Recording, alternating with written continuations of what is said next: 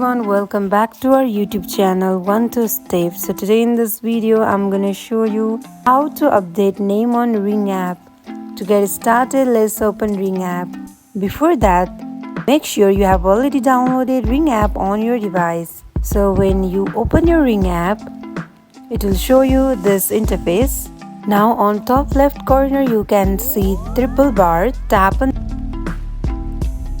and now it will show you this menu. Here go to your account settings and here tap on first and last name.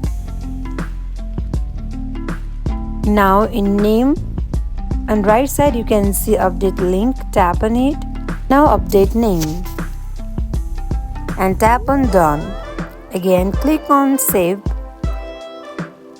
So you have successfully updated your name on Ring app.